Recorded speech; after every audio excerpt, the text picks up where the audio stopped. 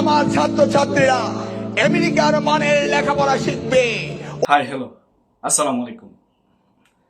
হাসিনার মতোই শিক্ষামন্ত্রী একই বোলটা করলো।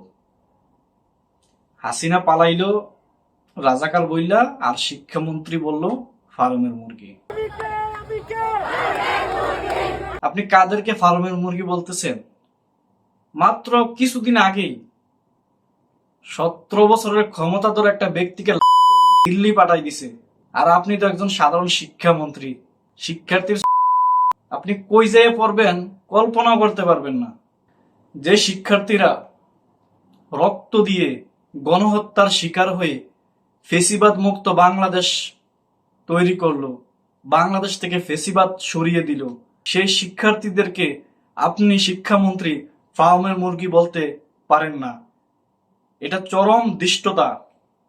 অচিরেই খুব শীঘ্রই আপনি শিক্ষার্থী এবং শিক্ষার্থীদের পরিবারের কাছে ক্ষমা চাবেন। হাসিনার মতোই আপনি সেই বোলটা করলেন। এতটা অহংকারী হবেন না।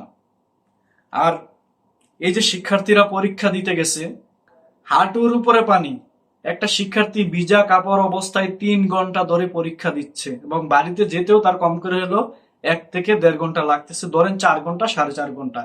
একটা শিক্ষার্থী 4.5 ঘন্টা ভিজা অবস্থায় সে রইছে, তার অবস্থা কি হবে? আপনার সন্তান কি অবস্থা পরীক্ষা দিছে কখনো? না দিতে দিবেন?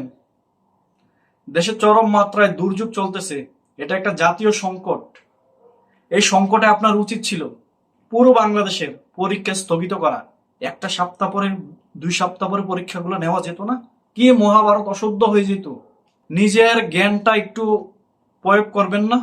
মানে মুখে যা আসছে আমি তাই বলে দিলাম। হাসিনাও এই দৃষ্টতা দেখাইতো, হাসিনাও এই অহংকারটা দেখাইতো। আপনি সে হাসিনার পথেই তো হাঁটলেন।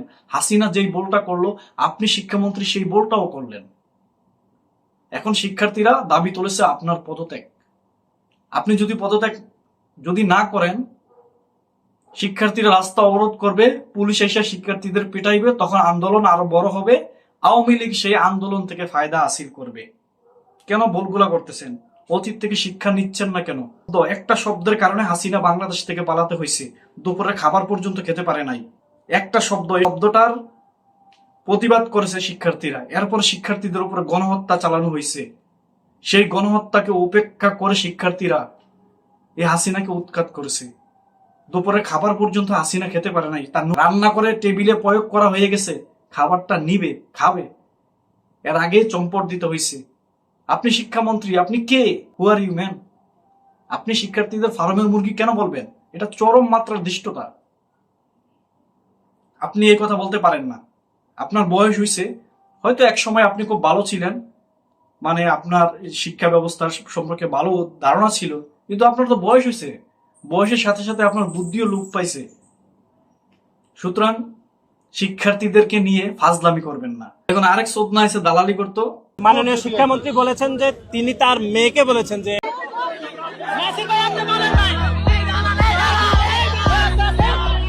শিক্ষার্থীরা সরাসরি একটা দালাল বইলা দিছে।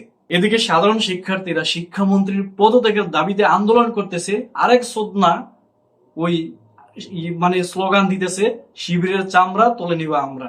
শিক্ষামন্ত্রীর পদত্যাগের দাবিতে সারা দেশে এসএসসি শিক্ষার্থীরা আন্দোলন করতেছে, আর এদিকে ছাত্রদল স্লোগান দেয় শিবিরের বিরুদ্ধে।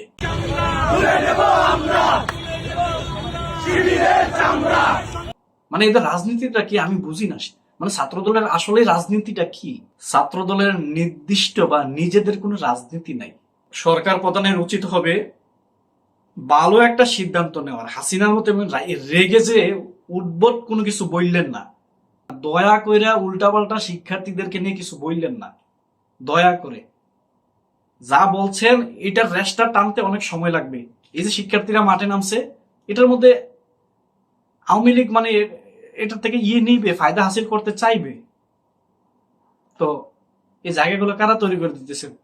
এই বাংলাদেশে আওয়ামী লীগ আসার জন্য যে রাস্তাটা, বাংলাদেশে ফেসিবাদ আসার জন্য যে রাস্তাটা, এই গণহত্যাকারীরা বাংলাদেশে আসার জন্য যে রাস্তা প্রয়োজন, এই রাস্তাটা কারা তৈরি করে দিচ্ছে?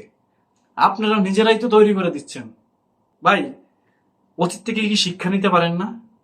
এই কয়দিন হইল, 2 বছর হয়েছে একটা 17 বছরের ফেসিবাদ, 17 বছরের একটা ফেসিবাদকে বাংলাদেশ থেকে দিল্লি বাড়াই দিছে।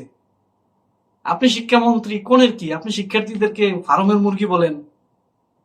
আপনাকে দিয়ে লন্ডনে পাঠাইতে তারা দ্বিধাবোধ করবে না, সময় নিবে না বেশিক্ষণ। ওইটা 17 বছরের ফেসিবাদ ছিল, আপনাকে পাঠাইতে বেশি সময় নিবে না শিক্ষার্থীরা। এটা বাস্তব, এই বাস্তবটা আপনাকে মানতে হবে। আপনি শিক্ষামন্ত্রী, আপনাকে শ্রদ্ধা করি, বাট আপনার কার্যকলাপ মোটে ভালো না। পুরো বাংলাদেশে দুর্যোগ চলছে, মানে আপনি জেদ ধরে বসে আছেন আমি পরীক্ষা নিবই।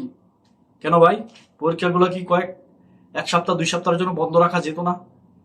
আবার শিক্ষার্থীরা বলতেছে আপনারা যে প্রশ্ন তৈরি করছেন প্রশ্নের মধ্যেও নাকি বল আছে। তো আপনারা কি বালের শিক্ষামন্ত্রী হয়েছেন? প্রশ্নের মধ্যে বল থাকে কিভাবে? যদি প্রশ্নে বল থাকে তাহলে শিক্ষার্থীরা প্রশ্নের উত্তর কি দিবে?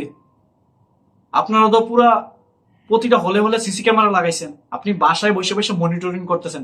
আপনি শুধু মানে পরীক্ষার যে হলগুলো ওইগুলো মনিটরিং করতেছেন, বাট পুরো বাংলাদেশে যে একটা বন্যার দুর্যোগ চলতেছে, চট্টগ্রাম তো পুরোটা বেশি হয়ে গেছে, ঢাকা শহর প্রতিটা ক্যাম্পাসের মধ্যে হাঁটুর উপরে পানি। আপনি এগুলো জানবেন না, আপনি এসি রুমের মধ্যে বসে আছেন।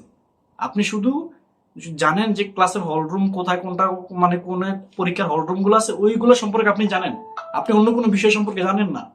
পুরো বাংলাদেশে একটা জাতীয় দুর্যোগ চলতেছে, এই অবস্থায় পরীক্ষাগুলো বন্ধ রাখার উচিত ছিল। আপনি সেটা না করে কি বললেন শিক্ষার্থীদেরকে? ফার্মের মুরগি।